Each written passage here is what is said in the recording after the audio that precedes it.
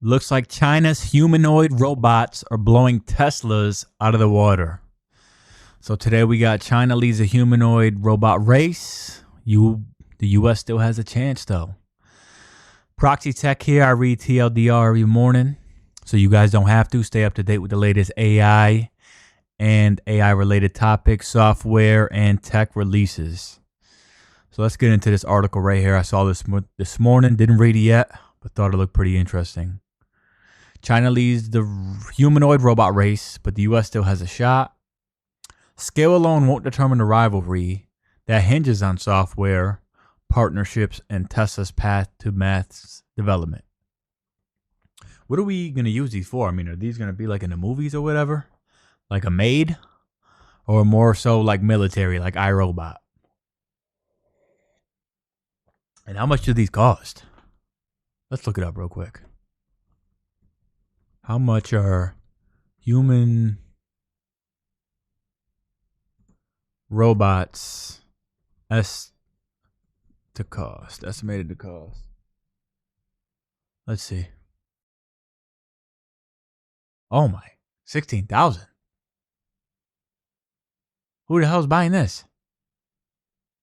Advanced research robots. Okay, so we're not buying them. Anyways, since the start of the year, China's humanoid robots have made waves at home and abroad.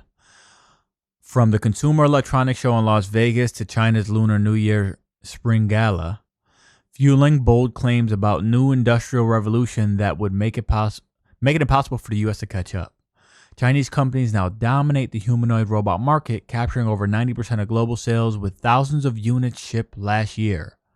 While Elon Musk maintains that Tesla will ultimately lead the industry, he recently acknowledged Chinese firms as his primary competition and noted that Tesla's Optimus robots won't be ready for launch until at least next year. To unpack claims and look beyond the viral robot performances, Lian Jai-su, chief analyst at tech consulting company Omdia and the author of its latest humanoid robotics report, spoke to the rest of the world at the virtual event on February 25th. Su broke down trends behind the sales figures, how China's approach to developing humanoid robots differs from the US, why Tesla will still have a viable path forward, and which benchmarks truly matter when assessing progress in the industry. The interview has been edited for length and clarity. Why are there so many more Chinese companies producing humanoid robots compared to the US or anywhere else? The first reason boils down to the fact that China has been growing its high-end engineering manufacturing capability at a steady pace in the past decades, ever since the various policies being announced by the Chinese government with regards to industrial manufacturing, like Made in China 2025 and the 14 5-year plan, focus a lot on strengthening the industrial manufacturing capability. I think we are now seeing the fruits of those policies, which carry itself into not just robotics, but into a wider manufacturing capabilities from, for example, electronic vehicles, the solar panel industry, to the aviation industry. I mean, look, I'm not an English scholar or anything like that. But is that not a running sentence? I mean, whoever wrote this has got like 18 commas. Hold on. You're telling me from here all the way down, that's one sentence? That's a running sentence. Okay. You know what? Let me not be the judge. Let's see. I feel like that's a running sentence, right? I remember that's what I was taught. Let's look it up.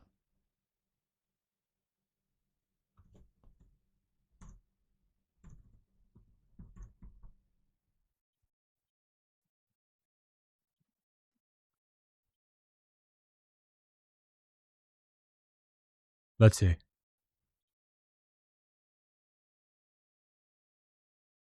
I know I'm not tripping, right? It's way too much. Look at that. Half of the 3/4 of the fucking paragraph is one sentence. I know I'm not tripping when I'm like, I'm being a little slow while I'm reading this because it's like, I'm waiting for the period to end. I'm waiting for the period to end the sentence. And it just keeps going on. All right, anyways. I wonder if you go to China, do you just see these, like, are they just kind of around? Is it cheaper for them? Or what?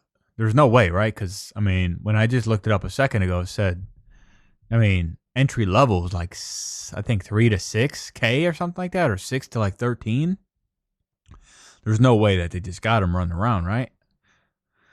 But I remember reading something along the lines of this whole article at the last CES. I think they had mentioned this.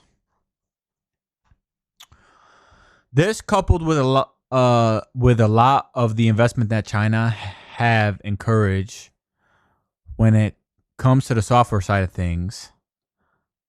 Think of the AI capability all the way from the foundation model development to the AI chipset that can now be manufactured and shipped in China. The combination of both factors drives a lot of the current scale into producing humanoid robots. The third force at play here, which is the demand that we are actually seeing from, let me restart that. Let me restart again.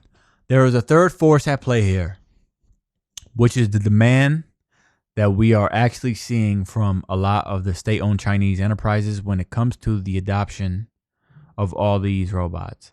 That is in many cases probably absent in other markets. I think that helps too in many ways add a catalyst and propel the production of the adoption of humanoid robots in China. I messed it up so many times because now I'm almost anticipating for it to be janky a little bit, right? American companies seem to have a different game plan.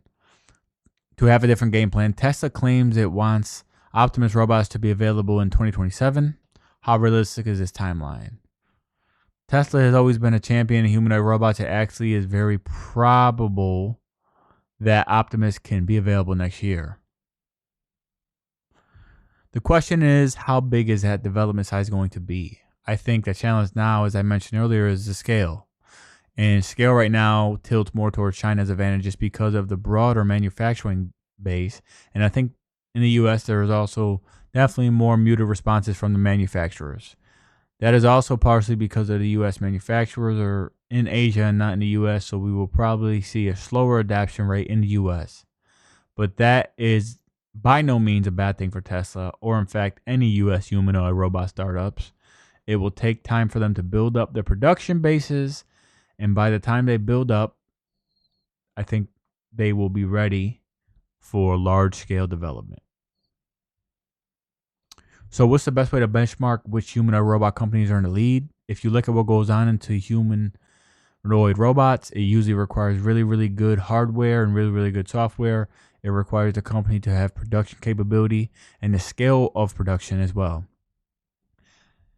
The company also needs to have the right investment when it comes to their development team, be it in software or hardware. Ideally, we want to see strong partnerships on the commercial side of things. Particularly nowadays when we look at the wider market landscape where most of the humanoid robot companies are still in startup phase and do intentional rollout.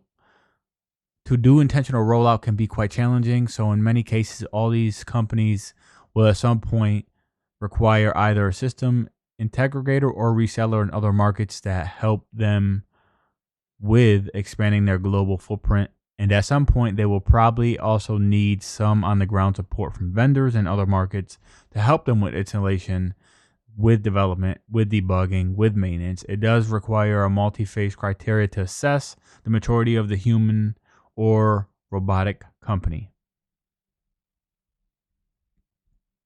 Are we witnessing a potential bubble in China's humanoid robot sector, or could it be the U.S. manufacturing lag make it difficult to compete once the market shifts to mass adoption? The market is still sort of somewhat rational enough when it comes to the production and shipment of all these robots. The market does not need a lot more robots for many reasons. I think most important one is because we in general don't have existing or publicly available data set to train or fine tune these robots on. Fundamentally, we were able to experience really good technology on the AI side of things because a lot of public data we have in open source data sets the public forums like Wikipedia and Reddit. We don't just have that in the robot domain, or rather in the general physical AI domain. This is because the interaction that what we do in the physical world are very complex scenes and environments. This means that we do need to collect as much data as possible before we can fully trust the robotic system to be general enough to be deployed across multiple use cases. So having all these robots deployed out there means that robotic vendors will be able to collect the right and the best data and that they can take on, and then will help them massively in building out. Now, you probably can argue in that case it is a loss-making business, but if you think of how AI started in the early days, actually right before ChatGPT, it was also a capital-intensive business. I think it will take some time for the market to correct itself, or to be present to the investor a more positive return on investment. But I think that this step now is kind of necessary before we reach that stage. I mean, OpenAI started as a nonprofit. So, I mean, I don't know, for whatever that's worth, I think this guy's got somewhat of the right guy, guy or girl, whoever wrote this, he's got some is on the right track. Let's say that at the end here, just because I think it's got to go through a few hiccups before we start seeing some progress with it. Because I mean, every time I see a video of robots on the internet, it definitely looks weird. Like they're they're Wall-E. Let's say that. They're not there yet.